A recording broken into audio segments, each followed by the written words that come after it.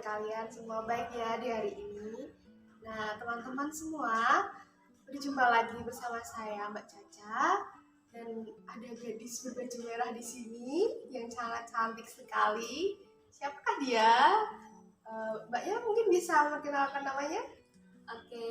Halo semuanya, selamat siang. Perkenalkan, nama saya Yosepin Paskamareta, biasa itu dipanggil Pipin, teman-teman.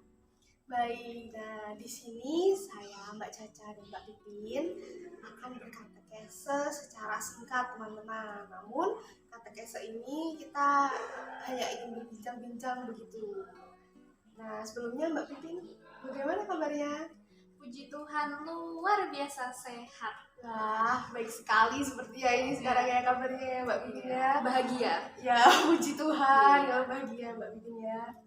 Nah, Mbak Pipin, saya akan berbincang-bincang dan bertanya-tanya nih mengenai seputar keterlibatan orang muda dalam pelayanan nih Mbak dalam gereja begitu. Nah, menurut Mbak Pipin sendiri nih, yang ada saat ini dalam keterlibatan orang muda itu bagaimana Mbak? Apakah meningkat atau justru menurun gitu? Boleh langsung saya jawab ya Mbak ya? Oh ya boleh sekali.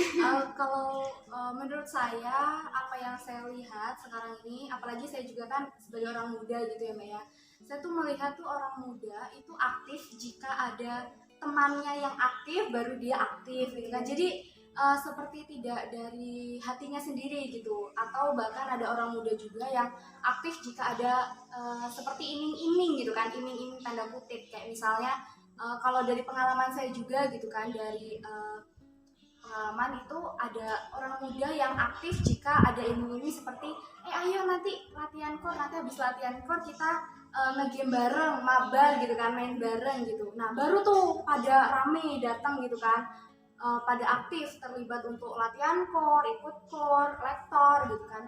Tapi ketika nggak ada iming-imingnya gitu, nggak ada yang datang. Bukan nggak ada yang datang Mbak, tapi cuma sedikit gitu Mbak yang datang.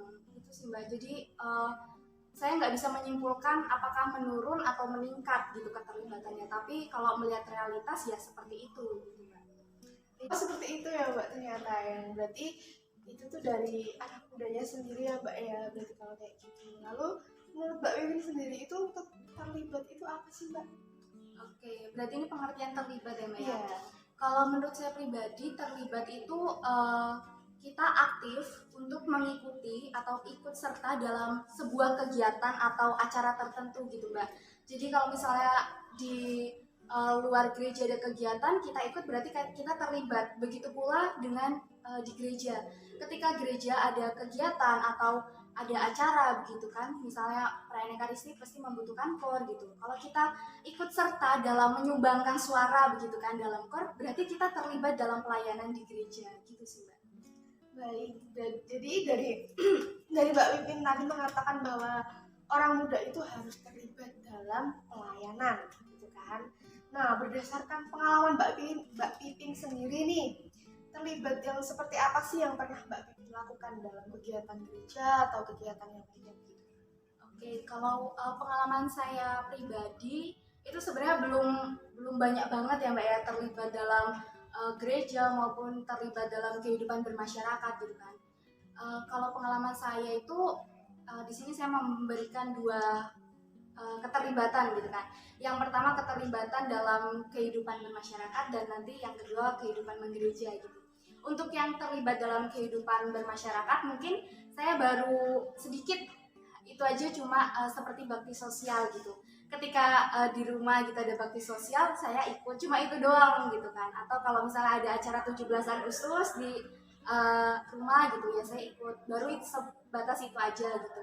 Tapi kalau untuk yang terlibat dalam pelayanan di gereja, ini saya belum cukup banyak juga, tapi ada beberapa yang saya terlibat di dalam itu. Contohnya saya saat ini terlibat dalam lektor gereja gitu Mbak. Jadi memang setiap bulannya saya biasanya lektor di gereja gitu. Namun memang ada beberapa bulan yang saya off gitu kan. Kalau misalnya ada tugas yang menumpuk saya off dulu lektornya gitu kan. Memang ada up and down-nya gitu kan Mbak.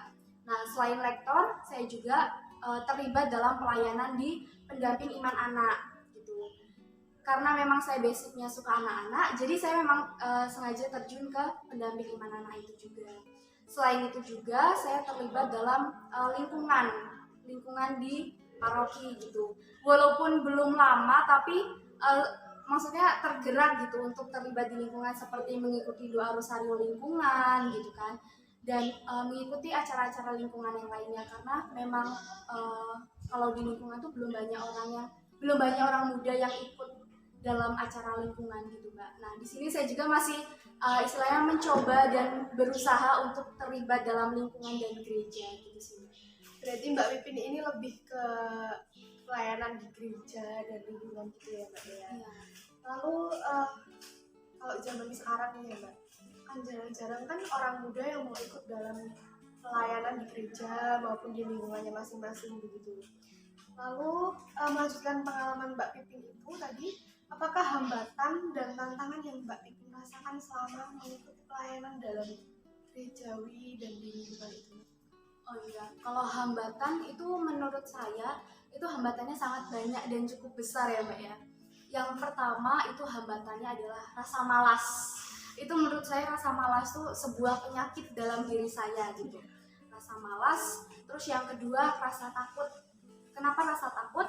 Ketika ada niat untuk maksudnya terlibat, ada pemikiran kayak takut nanti orang-orang, misalnya orang lingkungan atau orang komunitas belum menerima atau kurang menerima gitu kan. Itu hanya pemikiran negatif sebenarnya kan. Sebenarnya kan orang komunitas dan orang lingkungan sangat mendukung dan sangat terbuka gitu sebagai orang muda kalau mau masuk ke dalamnya gitu kan. Tapi itu pemikiran rasa malas dan rasa takut itu sangat berpengaruh buruk terhadap diri saya gitu.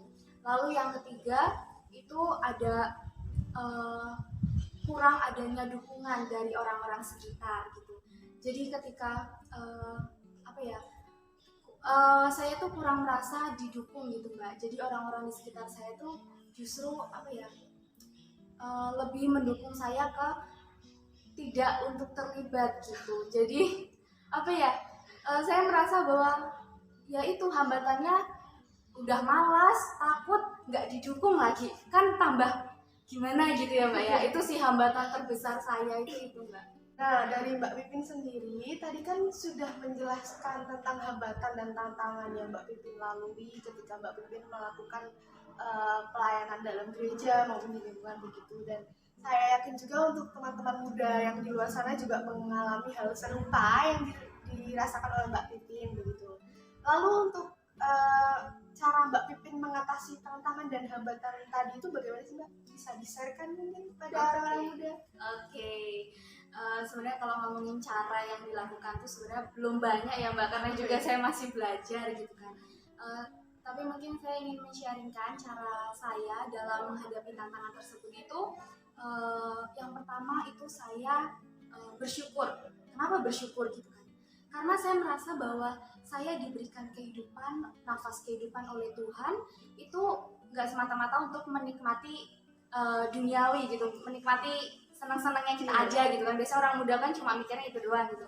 Tapi di sini saya belajar untuk mengartikan bahwa Tuhan memberikan kita nafas kehidupan, itu Tuhan mau kita juga mempersembahkan sesuatu yang kita punya kepada Tuhan. Salah satunya dengan terlibat dalam pelayanan dalam gereja seperti itu Mbak. Jadi ketika kita terlibat pelayanan di gereja, berarti kan kita maksudnya melayani sesama, melayani Tuhan juga gitu kan dalam gereja gitu. Itu yang pertama, yaitu bersyukur.